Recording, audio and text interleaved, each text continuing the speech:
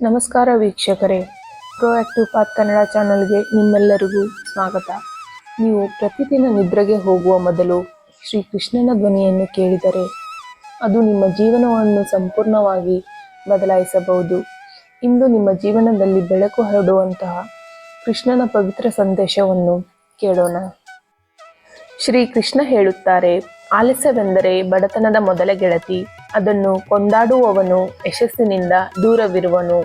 ನೀವು ಯಾವ ಕಾರ್ಯವನ್ನಾದರೂ ಪ್ರಾರಂಭಿಸಬೇಕೆಂದರೆ ಮೊದಲು ಆಲಸ್ಯವನ್ನು ಬಿಡಬೇಕು. ಏಕೆಂದರೆ ವಿಳಂಬ ಮಾಡಿದರೆ ಕಾಲ ಕಳೆದು ಹೋಗುತ್ತದೆ. ಹಗಲು ಮಾಡುವ ಕೆಲಸವನ್ನು ರಾತ್ರಿ ಉಳಿಸುವವನು ತನ್ನ ಸಮಯವನ್ನು ದುಃಖದಲ್ಲಿ ವ್ಯರ್ಥ ಮಾಡಿಕೊಳ್ಳುತ್ತಾನೆ. ಯಾವ ವ್ಯಕ್ತಿಗೂ ತನ್ನ ಮೇಲೆ ನಂಬಿಕೆ ಇಲ್ಲದೆ ಇರುತ್ತದೆ, ಅವನು ಯಶಸ್ವಿಯಾಗಲು ಸಾಧ್ಯವಿಲ್ಲ. ನೀವು ಏನು ಸಾಧ್ಯವಿಲ್ಲ ಅಂದುಕೊಂಡರೆ ಅದೇ ಅಸಾಧ್ಯವಾಗುತ್ತದೆ. ಆದರೆ ನಾನು ಮಾಡಬಹುದು ಎಂದು ನಂಬಿದಾಗ ಎಲ್ಲವೂ ಸಾಧ್ಯವಾಗುತ್ತದೆ. ಒಮ್ಮೆ ದಾನವೀರ ಕರ್ಣನು ಕೃಷ್ಣನ ಮುಂದೆ ತನ್ನ ನೋವನ್ನು ಹಂಚಿಕೊಂಡ. ಅವನು ಕೇಳಿದ, ನಾನು ಜನಿಸಿದಾಗ ತಾಯಿ ನನ್ನನ್ನು ತಿರಸ್ಕರಿಸಿದರು. ದ್ರೋಣಾಚಾರ್ಯರು ನನಗೆ ವಿದ್ಯೆ ಕಲಿಯಲು ಅವಕಾಶ ನೀಡಲಿಲ್ಲ. ದ್ರೌಪದಿಯ ಸ್ವಯಂವರದಲ್ಲಿ ನನ್ನನ್ನು ಅವಮಾನಿಸಿದರು. ನಾನು ಏನು ತಪ್ಪು ಮಾಡಿದೆ? ಅದಕ್ಕೆ ಕೃಷ್ಣ ಉತ್ತರಿಸಿದರು, ಕರ್ಣ, ನಾನು ಜನಿಸಿದಾಗ ಕಾರಾಗೃಹದಲ್ಲಿ ಇರಲಾಯಿತು. ಮಾಯಾಮರಣ ನನ್ನನ್ನು ಹುಟ್ಟಿನ ದಿನವೇ ನಿಲ್ಲುತ್ತಿಲ್ಲ. ನಾನು ನನ್ನ ತಾಯಿಯಿಂದ ದೂರವಿದ್ದು ದೀನ ಕುಟುಂಬದಲ್ಲಿ ಬೆಳೆದೆ. ಗೋಮೆಯ ಜನಿಸಲು ಕೈ ಹಾಕಬೇಕಾಯಿತು. ನನ್ನ ಬಾಲ್ಯದಲ್ಲಿ ವಿದ್ಯೆ ಇರಲಿಲ್ಲ, ಆದರೂ ನಾನು ಧೈರ್ಯದಿಂದಲೇ ಇದ್ದೆ. ಯಶಸ್ಸು ಎಂಬುದು ಒಬ್ಬ ವ್ಯಕ್ತಿಯ ಸಹನೆಯ ಮೇಲೆ ನಿರ್ಧರಿತವಾಗುತ್ತದೆ. ನೀವು ಎಷ್ಟು ಅವಮಾನಗಳನ್ನು ಅನುಭವಿಸಿದ್ದೀರೋ ಅಷ್ಟೇ ಮಹತ್ವಪೂರ್ಣವಲ್ಲ, ಆ ಅವಮಾನಗಳಿಂದ ನೀವು ಹೇಗೆ ಬದಲಾಗುತ್ತೀರಿ ಎಂಬುದು ಮುಖ್ಯ. ಜೀವನದಲ್ಲಿ ಬಹಳ ಬುದ್ಧಿವಂತಿಕೆ ಪಾಠಗಳನ್ನು ಗ್ರಂಥಗಳಿಂದಲೇ ಅಲ್ಲ, ಕೆಟ್ಟ ವ್ಯಕ್ತಿಗಳಿಂದಲೂ ಕಲಿಯಬಹುದು. ತಪ್ಪುಗಳನ್ನು ಮಾಡುವವನು ಕಷ್ಟಪಡುವವನೇ ಆಗಿರುತ್ತಾನೆ. ಸಮಯ ಮುಗಿದಾಗ ಮೌಲ್ಯವಿರುವವನು ಯಾವಾಗಲೂ ಗೌರವನೀಯವಾಗುತ್ತಾನೆ. ಒಬ್ಬ ವ್ಯಕ್ತಿಯ ನಗು ದೇವರ ಸಹಿ. ಆ ನಗೆಯನ್ನು ಕೋಪದಿಂದ ಅಥವಾ ದುಃಖದಿಂದ ತೊಡೆದು ಹಾಕಬೇಡಿ. ಯಾವ ವ್ಯಕ್ತಿಯು ಹೀಗೆಲ್ಲ ಯೋಚಿಸುತ್ತಾನೆ, ಎಲ್ಲ ನನ್ನ ವಿರುದ್ಧವಿದೆ ಎಂದರೆ ಅವನು ಸತ್ಯವನ್ನು ತಿಳಿದಿಲ್ಲ. ನಿಮ್ಮ ಭಾವನೆಗಳ ಕಿಂಡಿಯನ್ನು ಗೌರವಿಸಿದರೆ ಆಸಕ್ತಿ ಇಟ್ಟುಕೊಳ್ಳುವುದು ಬುದ್ಧಿಮತ್ತೆಯಲ್ಲ. ಸಾಕಷ್ಟು ಜನರು ನಿಮ್ಮನ್ನು ನಗುಮುಖದಿಂದ ಕಾಣಬಹುದು, ಆದರೆ ಯಾರಿಗಾದರೂ ನೀವು ಕತ್ತಲಿನಲ್ಲಿ ಕಣ್ಣೀರು ಹಾಕುತ್ತಿರುವಾಗ ಅವರು ಗಮನ ಕೊಡುತ್ತಾರೆಯೇ ಎನ್ನುವುದು ನಿಮ್ಮ ನಿಜವಾದ ಸಂಬಂಧ. ಒಬ್ಬ ವ್ಯಕ್ತಿಯು ತನ್ನ ದುರಂತವನ್ನು ಮೊದಲೇ ಭಾವಿಸುತ್ತಿದ್ದರೆ ಅವನು ಅತಿಯಾದ ನೋವನ್ನು ಅನುಭವಿಸುತ್ತಾನೆ. ವಿಫಲತೆ ಜೀವನದ ಭಾಗ, ಅದು ನಿಮ್ಮ ಶ್ರೇಷ್ಠತೆಯ ಅಗ್ನಿ ಪರೀಕ್ಷೆ. ವಿಫಲರಾಗದೇ ಇದ್ದರೆ ನೀವು ಯಾವತ್ತೂ ಕಲಿಯಲು ಸಾಧ್ಯವಿಲ್ಲ. ಮಹತ್ವಪೂರ್ಣ ಪಾಠ ಏನಂದರೆ, ಒಬ್ಬ ವ್ಯಕ್ತಿಯು ಸಮಯವನ್ನು ಸೋಲಿಸಿದಾಗ ಮಾತ್ರ ಅವನು ತನ್ನ ತಲೆಯ ಮೇಲಿರುವ ತೀರ್ಪನ್ನು ಬದಲಾಯಿಸಬಹುದು. ನಮ್ಮ ಹುಟ್ಟು ಕೂಡ ನಮ್ಮ ಇಚ್ಛೆಗೆ ಅನುಗುಣವಾಗಿ ಇರುವುದಿಲ್ಲ. ಮರಣವೂ ಹಾಗೆ ನಮ್ಮ ಇಚ್ಛೆಗೆ ಅನುಗುಣವಾಗಿ ಆಗುವುದಿಲ್ಲ. ಆದ್ದರಿಂದ ಜೀವನದ ಮಧ್ಯದಲ್ಲಿರುವ ಎಲ್ಲ ವ್ಯವಸ್ಥೆಗಳು ನಮ್ಮ ನಿಯಂತ್ರಣದಲ್ಲಿರಲಾರವು. ಪ್ರತಿ ಅವಕಾಶವನ್ನು ಉಪಯೋಗಿಸಿ, ಆದರೆ ಯಾರನ್ನಾದರೂ ನೋಯಿಸಿ ಅಲ್ಲ. ನೀವು ಮಾಡುವ ಶ್ರದ್ಧೆ ಮತ್ತು ಶ್ರಮದ ಫಲವಾಗಿ ನಿಮಗೆ ಜೀವನದಲ್ಲಿ ಎಲ್ಲವೂ ಸಿಗಬಹುದು. ಶ್ರೀಕೃಷ್ಣರು ಹೇಳುತ್ತಾರೆ, ಜೀವನದಲ್ಲಿ ಸತ್ಯದಿಂದ ಸಂಪಾದಿಸಿದ ಹಣದಿಂದ ಶಾಂತಿಯುತ ಜೀವನವನ್ನು ಸಾಗಿಸಬಹುದು, ಆದರೆ ಮೋಸದಿಂದ ಸಂಪಾದಿಸಿದ ಹಣ ಯಾವಾಗಲಾದರೂ ನೋವನ್ನು ತಂದೇ ತರುತ್ತದೆ. ಒಬ್ಬ ಮಾಲಿ ರಾಜನ ಅರಮನೆಗೆ ತೋಟದಲ್ಲಿ ಬೆಳೆದ ಹಣ್ಣುಗಳನ್ನು ನೀಡುತ್ತಿದ್ದ. ಒಂದು ದಿನ ಹಣ್ಣುಗಳನ್ನು ತರುವಾಗ ಅವನು ದ್ರಾಕ್ಷಿಯನ್ನು ಆಯ್ಕೆ ಮಾಡಿದ. ಅವನಿಗೆ ಅರಿವಿಲ್ಲದೆ ರಾಜನು ತಿನ್ನುತ್ತಾ ಅವನ ಮೇಲೆ ಎಸೆದನು. ಆದರೆ ಮಾಲಿ ಸದಾ ಹೇಳುತ್ತಿದ್ದ, ಪ್ರಭುದೇವರು ದಯಾಳು. ಅದನ್ನು ಕೇಳಿ ರಾಜನು ಕೇಳಿದ, ನಾನು ನಿನ್ನ ಮೇಲೆ ದ್ರಾಕ್ಷಿ ಎಸೆಯುತ್ತಿದ್ದೇನೆ, ಇದರಲ್ಲಿ ದೇವರ ದಯೆ ಏನು? ಮಾಲಿ ಉತ್ತರಿಸಿದ, ಮಹಾರಾಜ, ನಾನು ಈಗ ದ್ರಾಕ್ಷಿಯನ್ನು ತಂದೆ. ನಾನು ಮಾವು ಅಥವಾ ತೆಂಗಿನಕಾಯಿ ತಂದಿದ್ದರೆ ಅದು ನನ್ನ ತಲೆಗೆ ಬಿದ್ದಿದ್ದರೆ ಏನು ಆಗುತ್ತಿತ್ತೆಂದು ಊಹಿಸಿ ನೋಡಿ. ಇದು ದೇವರ ದಯೆ. ಇದರಿಂದ ಪಾಠ ಏನಂದ್ರೆ, ಜೀವನದಲ್ಲಿ ಯಾವುದು ಆಗಬೇಕು ಎಂಬುದಕ್ಕಿಂತ ಏನು ಆಗುತ್ತಿದೆ ಎಂಬುದರಲ್ಲಿ ದೇವರ ಯೋಜನೆ ಇದೆ. ಎಂದಿಗೂ ನಿಮ್ಮ ಸಮಸ್ಯೆಗಳ ಬಗ್ಗೆ ದೂರು ಕೊಡದೆ ಪರಿಹಾರದ ಮಾರ್ಗ ಹುಡುಕಿ. ಪರೀಕ್ಷೆ ಇರುತ್ತದೆ. ನಿಮ್ಮ ಧೈರ್ಯವನ್ನು ಶಕ್ತಿಯನ್ನು ಪರೀಕ್ಷಿಸುವ ಪರೀಕ್ಷೆಗಳು. ಅದುವೇ ತಮ್ಮ ಶಕ್ತಿ ತೋರಿಸೋ ಸಮಯ. ಸಾಹಸವಿದ್ದರೆ ಯಶಸ್ಸು ಖಂಡಿತ ನಿಮ್ಮದೇ. ಶ್ರೀಕೃಷ್ಣ ಹೇಳ್ತಾರೆ, ನಿಮ್ಮ ಜೀವನವನ್ನು ಹಾಳು ಮಾಡುವ 5 ಶತ್ರುಗಳು ಇವೆ.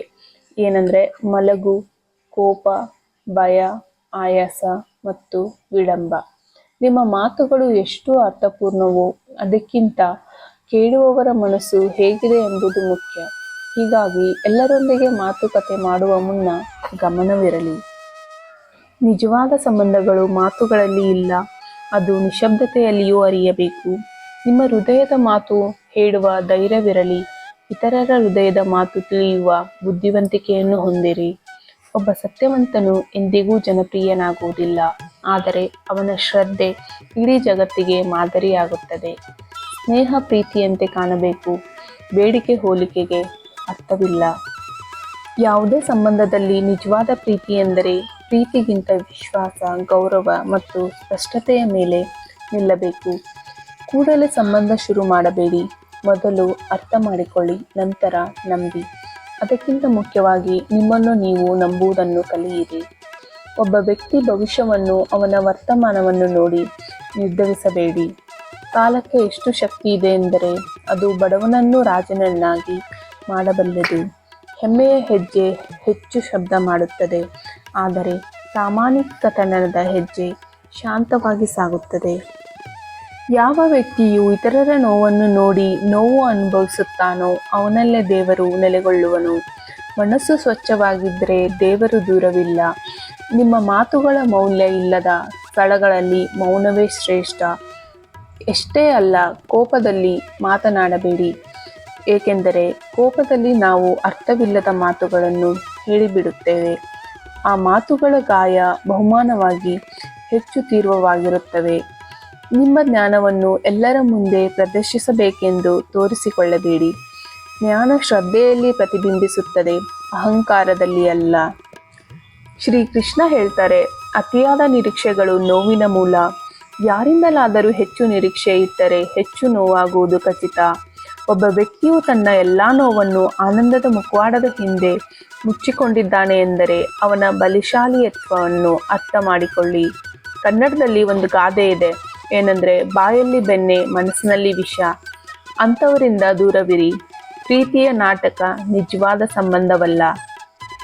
ನೀವು ಯಾರನ್ನು ಧೈರ್ಯದಿಂದ ನಂಬುತ್ತೀರೋ ಅವರು ನಿಮ್ಮ ಭಾವನೆಗಳನ್ನು ಉಪೇಕ್ಷಿಸುತ್ತಾರೆ. ಅದಕ್ಕಾಗಿಯೇ ಶ್ರೀಕೃಷ್ಣನು ನಾವು ಎಲ್ಲರ ಮೇಲೂ ನಂಬಿಕೆ ಇಡಬೇಕಾಗಿಲ್ಲ ಎಂದು ಪಾಠವನ್ನು ಹೇಳುತ್ತಾರೆ. ಅದು ಜೀವನದ ದೊಡ್ಡ ಪಾಠ. ಯಾವುದು ನಿಮ್ಮ ಹಿಡಿತದಲ್ಲಿಲ್ಲವೋ ಅದನ್ನು ದೇವರ ಕೈಗೆ ಬಿಡಿ. ಬಾಕಿದನ್ನು ಧೈರ್ಯದಿಂದ ನಿಭಾಯಿಸಿ. ಶ್ರೀಕೃಷ್ಣನು ಮನುಷ್ಯನ ಜೀವನದಲ್ಲಿ ಭಯ ಮತ್ತು ಭರವಸೆಯ ನಡುವಿನ ಹೋರಾಟವನ್ನು ಒಳ್ಳೆಯದಾಗಿ ವಿವರಿಸುತ್ತಾರೆ. ಭಯದಿಂದ ದೂರಾಗಲು ಶ್ರದ್ಧೆ ಬಲವಾಗಿದೆ, ಭರವಸೆಯಿಂದಲೇ ವಿಜ್ಞಾನದ ವೃದ್ಧಿ. ಇದು ಆತ್ಮದ ಶಕ್ತಿಯ ನಿರಂತರ ಪಾಠ. ವೈರಾಗ್ಯ ಎಂದರೆ ಎಲ್ಲವನ್ನು ತ್ಯಜಿಸುವುದು ಎಂಬುದಲ್ಲ, ಅದು ಬಂಧನದ ಮರ್ಯಾದೆ. ನೀವು ಯಾವುದನ್ನಾದರೂ ಹಿಡಿದಿಟ್ಟುಕೊಳ್ಳದೆ ತನ್ನ ಕರ್ತವ್ಯವನ್ನೇ ಸಾಧನೆ ಮಾಡಬೇಕು. ಯಾವುದೇ ಸಂಬಂಧ ಬಿಗಿ ಹಿಡಿಯುವಂಥದ್ದು ಅಲ್ಲ. ಅದನ್ನು ಬೆಳೆಯಲು ಸ್ಪಷ್ಟತೆ, ನಂಬಿಕೆ ಮತ್ತು ಸಮಯ ಬೇಕು. ಇದು ಧರ್ಮದ ಮಾರ್ಗ. ನೀವಿಂದು ಧರ್ಮವನ್ನು ಅನುಸರಿಸಿದರೆ ಧರ್ಮ ನಿಮಗೆ ನೆರವಾಗುತ್ತದೆ. ಅದು ಕೇವಲ ಗ್ರಂಥದಲ್ಲಿರುವುದಲ್ಲ, ಅದು ನಮ್ಮ ನಡವಳಿಕೆಯಲ್ಲಿ ಇರಬೇಕು. ಯಾವುದೇ ವ್ಯಕ್ತಿಯ ಶಕ್ತಿ ಅವನ ಧೈರ್ಯದಲ್ಲಿ ಇದೆ, ದುಡ್ಡಿನಲ್ಲಿ ಅಲ್ಲ. ಒಬ್ಬನೇ ಇದ್ದರೂ ಸತ್ಯದ ಹಾದಿಯಲ್ಲಿ ಇದ್ದರೆ ದೇವರ ಸಮ್ಮುಖದಲ್ಲಿ ಇರುವಂತೆಯೇ. ಧೈರ್ಯ ಎಂದರೆ ಸಮಸ್ಯೆ ಎದುರಿಸಿ ಹೆದರದೆ ಮುಂದಿನ ಹೆಜ್ಜೆ ಇಡುವ ಶಕ್ತಿ. ನೀವಿಂದು ಹೋರಾಡುತ್ತಿದ್ದೀರಾ. ಅದಕ್ಕೆ ಕಾರಣ ಏನೆಂದರೆ ದೇವರು ನಿಮಗೆ ಮುಕ್ತಾಯಕ್ಕಿಂತ ಮುಂಚೆ ನಿಮ್ಮ ಶಕ್ತಿ ತೋರಿಸಲು ಅವಕಾಶ ನೀಡುತ್ತಿದ್ದಾನೆ. ನಮ್ಮ ಗುರಿಯನ್ನು ನೆನೆಸಿ ಮುಂದೆ ಸಾಗೋಣ. ಪ್ರತಿಯೊಂದು ದಿನವೂ ಒಂದು ಹೊಸ ಆರಂಭ. ಕಾಲ ತುಂಬಾ ಶಕ್ತಿಯುತವಾಗಿದೆ. ನೀವು ಕಾಲವನ್ನು ವ್ಯರ್ಥ ಮಾಡಿದರೆ ಅದು ನಿಮ್ಮ ಬದುಕನ್ನು ವ್ಯರ್ಥಗೊಳಿಸುತ್ತದೆ. ಆದರೂ ಸಹ ಕಾಲ ಬದಲಾಗಬಹುದು, ಆದರೆ ನೀವು ಬದಲಾಗದೇ ಇದ್ದರೆ ಪ್ರಯೋಜನವಿಲ್ಲ. ಮೌನ ಎಂದರೆ ದುರ್ಬಲತೆ ಅಲ್ಲ, ಅದು ಬಲ. ನಿಮ್ಮ ಮಾತುಗಳನ್ನು ಆಯ್ಕೆ ಮಾಡಿ ಮಾತನಾಡಿ. ಅದರ ಪರಿಣಾಮ ಇತರರ ಬದುಕನ್ನು ಬದಲಾಯಿಸಬಹುದು.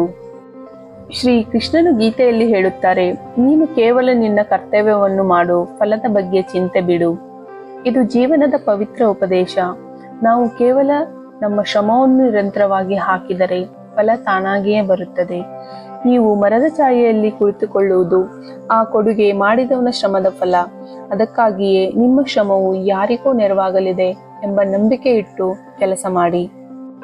ಮಿತ ಮಾತುಗಳು, ಶುದ್ಧ ಹೃದಯ, ಸ್ಪಷ್ಟ ದೃಷ್ಟಿಕೋನ, ಈ ಮೂರು ಇದ್ದರೆ ಜೀವನ ಸುಂದರವಾಗುತ್ತದೆ.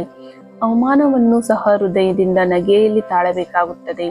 ಹೆಮ್ಮೆಯ ಗದ್ದಲ ಮಾಡುತ್ತದೆ, ಧೈರ್ಯವು ಮೌನವಾಗಿರುತ್ತದೆ. ಒಬ್ಬ ವ್ಯಕ್ತಿಯ ನಿಜವಾದ ಶಕ್ತಿ ಅವನ ನಿರ್ಣಯಗಳಲ್ಲಿ ಇದೆ, ಅವರ ಮಾತುಗಳಲ್ಲಿ ಅಲ್ಲ. ನೀವು ನಾನೇನು ಮಾಡಬೇಕೆಂದು ಯೋಚಿಸುತ್ತಿದ್ದರೆ ಇಂದು ಪ್ರಾರಂಭಿಸಿ, ಈಗಲೇ ಪ್ರಾರಂಭಿಸಿ. ನಾಳೆಯ ಕಾಲ ನಿನಗಾಗಿ ಕಾಯುತ್ತಿಲ್ಲ. ವೀಕ್ಷಕರೇ, ನೀವು ಈ ಮಾತುಗಳನ್ನು ನಿದ್ರೆ ಮಾಡುವ ಮೊದಲು ಕೇಳಿದರೆ ಅವು ನಿಮ್ಮ ಒಳಗಿನ ಆತ್ಮಶಕ್ತಿಯನ್ನು ಎಬ್ಬಿಸುತ್ತವೆ. ಶ್ರೀಕೃಷ್ಣನು ನಮ್ಮ ಹೃದಯದಲ್ಲಿ ಇದ್ದಾರೆ. ಅವರ ಪಾಠಗಳು ನಮ್ಮನ್ನು ಬೆಳಗಿಸುತ್ತವೆ. ಜೀವನದ ಪಾಠಗಳು ಪುಸ್ತಕಗಳಲ್ಲಿ ಮಾತ್ರವಲ್ಲ, ನಮ್ಮ ಪ್ರತಿದಿನದ ಅನುಭವಗಳಲ್ಲಿಯೂ ಇವೆ. ಅವುಗಳನ್ನು ಗುರುತಿಸಿ ಧೈರ್ಯದಿಂದ ಬದುಕಿ. ನೀವು ಈ ಧೈರ್ಯಪೂರ್ಣ ಸಂದೇಶವನ್ನು ಮೆಚ್ಚಿದರೆ ಕಾಮೆಂಟ್ನಲ್ಲಿ ಜೈ ಶ್ರೀ ಕೃಷ್ಣ ಎಂದು ಬರೆಯಿರಿ. ಈಗಲೇ ಚಾನೆಲ್ನನ್ನು ಸಬ್ಸ್ಕ್ರೈಬ್ ಮಾಡಿ. ದೇವರ ಅನುಗ್ರಹ ನಿಮ್ಮ ಮೇಲೆ ಸದಾ ಇರಲಿ. ಧನ್ಯವಾದಗಳು.